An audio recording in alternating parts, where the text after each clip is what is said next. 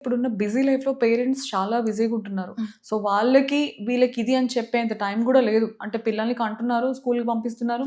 అంత ప్రాపర్‌గా వాళ్ళ మీద ఒక మానిటర్ అనేది లేదనమాట. పట్టించుకోవడం మానేస్తున్నారు. సో, ఆ రిస్క్ కూడా ఇంకా పెరిగే ఛాన్సెస్ కనిపిస్తున్నాయి. సో, ఇదే ఇక్కడ ఇలా ఉంటే, ఇక్కడ సిటీస్‌లో ఇలా ఉంటే అండ్ రూరల్ ఏరియాస్‌లో కూడా దీనికి సంబంధించి అసలు ప్రాపర్ ఐడియా ఎవరికీ లేదు. అండ్ అవేర్‌నెస్ కూడా లేదు.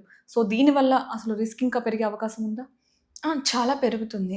దీనికి ఇప్పుడు ఎవరైనా ఒక పర్సన్ సెక్షువల్ అబ్యూస్‌కి గానీ, హ్మ్. ఇలా ట్రైకి గానీ గురైన వాళ్ళేంటంటే, వాళ్ళ లాంగ్ రన్‌లో యాంగ్జైటీ డిజార్డర్స్ కానీ, డిప్రెషన్స్ కానీ, సో, చిన్న ఏజ్ నుంచే స్టార్ట్ అయిపోతాయి. చిన్న ఏజ్ నుండే వీళ్ళకి స్టార్ట్ ఓకే. అయిపోతుంటాయి. అండ్ ఫియర్ ఎక్కువుంటుంది. రకరకాల ఫోబియాస్ వస్తుంటాయి.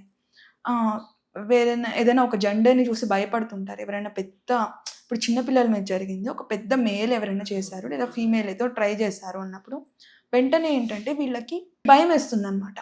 సో, నాకంటే పెద్ద హైట్ ఉన్నవాళ్ళు, పెద్ద పొజిషన్‌లో ఉన్నవాళ్ళు ఇట్లా నా మీద అబ్యూజివ్‌గా బిహేవ్ చేస్తారు.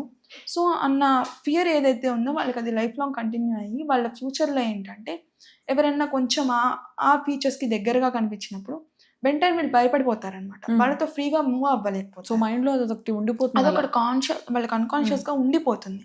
వాళ్ళు ఎంత ఏజ్ అయినా రానివ్వండి, తర్వాత ఎంత డెవలప్ అయినా అవ్వనివ్వండి. ఆ భయం ఏదైతే ఉందో, చిన్నప్పుడు ఫార్మ్ అయిన భయం ఏదైతే ఉందో, సో, అది పెద్దయ్యేంత వాళ్ళకి వరకు ఒక స్టేజ్ వరకు ఇంక అందులో ఒక ఉండిపోతుంది. స్టేజ్ కాదు, వాళ్ళకి లైఫ్ లాంగ్ ఉంటుందది. ఓహ్! ప్రాపర్‌గా మనం పోదా? కౌన్సెలింగ్ అంటే చాలా తీసుకోవాలి. మందికి చిన్నప్పుడు కొన్ని విషయాలు భయముంటాయి. హ్మ్. అంటే కొంచెం డెవలప్ అయ్యి పెరగ్గా వాటి మీద ఒక క్లారిటీ వస్తుందనమాట. సో, లేదు. కొన్ని లేదు. అలా ఉండిపోతాయంటారా? లేదు. వాళ్ళకి చాలా సైకలాజికల్ ఇష్యూస్ ఒస్తాయి. వాళ్ళు ఓహ్! చిన్నప్పటి ఫ్రీక్వెంట్‌గా నుంచే. హ్మ్.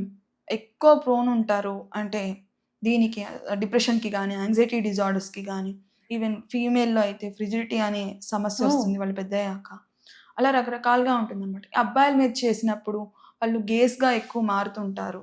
హోమోసెక్షువాలిటీ డెవలప్ అవుతుంది. అంటే ట్రై ఏదైతే ఉందో దానివల్ల ఏంటంటే, వీళ్ళు సబ్మిసివ్‌గా బిహేవ్ చేయడం నేర్చుకుంటారు.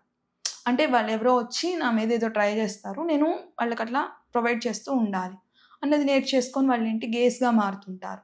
ఇలాంటివి ఎక్కువగా జరుగుతూ ఉంటాయన్నమాట. అండ్ అబ్బాయిల్లో ఏంటంటే మోస్ట్‌లీ యానల్ సెక్స్‌కి ట్రై ఎక్కువ జరుగుతుంది. హ్మ్. సో, చాలా మందికి దీని పట్ల అవేర్‌నెస్ ఉండదనమాట.